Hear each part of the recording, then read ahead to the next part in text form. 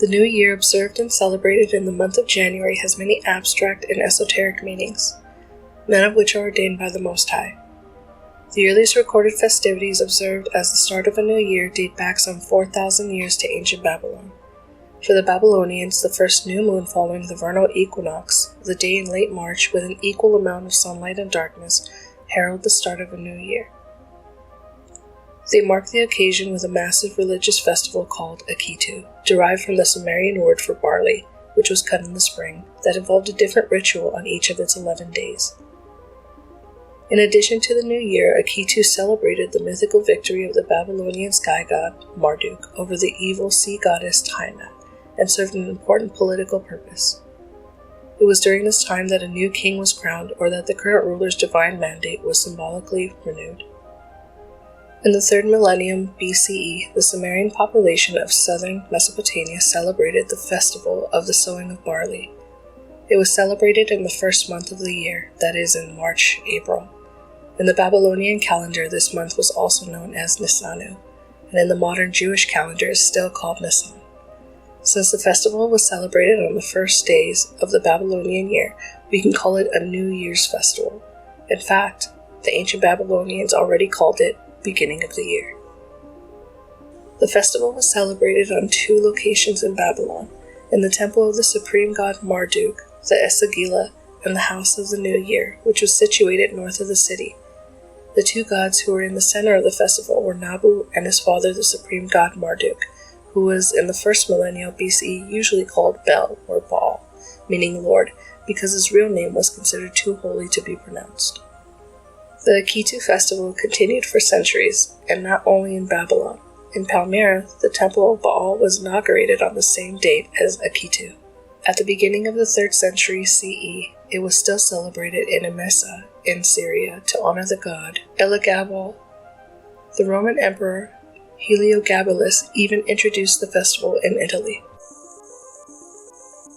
Throughout antiquity, civilizations around the world developed increasingly sophisticated calendars, typically pinning the first day of the year to an agricultural or astronomical event. In Egypt, for instance, the year began with the annual flood of the Nile, which coincided with the rising of the star Sirius. The first day of the Chinese New Year, meanwhile, occurred with the 2nd new moon after the winter solstice. And then as time passes, January 1st becomes the New Year's Day. In Daniel 7:25, we see that the ruling agents would claim legislative authority so as to change times and laws, clearly referring to a man-made system that would hide established times and laws of the Most High. But why? What are they trying to hide? Genesis 1:14-18. And Elohim said, "Let lights come to be in the expanse of the heavens to separate the day from the night, and let them be for signs and appointed times, and for days and years, and let them be for lights in the expanse of the heavens to give light on the earth." And it came to be so, and Elohim made 2 great lights, the greater light to rule the day, and the lesser light to rule the night, and the stars also. And Elohim set them in the expanse of the heavens to give light on the earth, and to rule over the day and over the night, and to separate the light from the darkness. And Elohim saw that it was good. The early Roman calendar consisted of 10 months and 304 days, which each new year beginning at the vernal equinox. According to tradition, it was created by Romulus, the founder of Rome, in the 8th century BC. A later king, Numipompolus, is credited with adding the months of Januarius and Februarius. Did you know? In order to realign the Roman calendar with the sun, Julius Caesar had to add 90 extra days to the year 46 BC when he introduced his new Julian calendar. This ancient Julian calendar, which went through a few refinements in the year 1582 by Roman Catholic Pope Gregory XIII, is now known as the Gregorian calendar. In medieval Europe, Christian leaders temporarily replaced January 1st as the first of the year with days carrying more religious significance, such as December 25th, the anniversary of Jesus' birth, and March 25th, the Feast of Annunciation. Pope Gregory XIII re-established January 1st as the New Year's Day in 1582. The practice of making resolutions for the new year is thought to have first caught on among the ancient Babylonians, who made promises in order to earn the favor of the gods and start the year off on the right foot. They would reportedly vow to pay off debts and return borrowed farm equipment.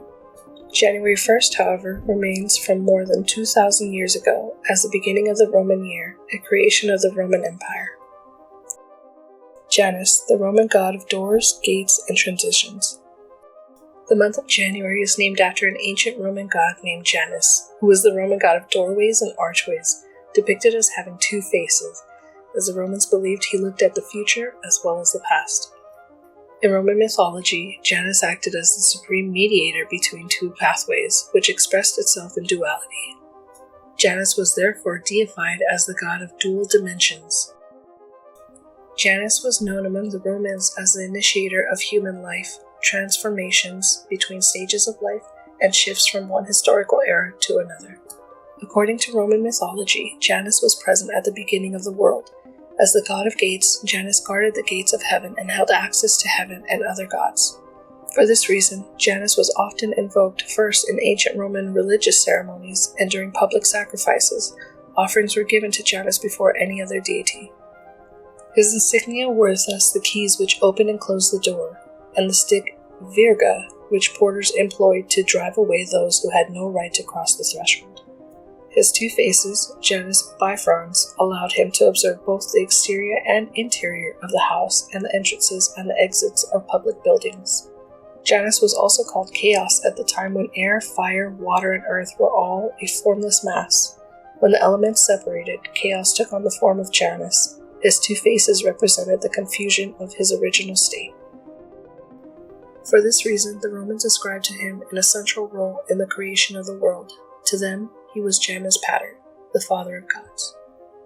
Now that we know the origins of these traditions, do we continue to celebrate them?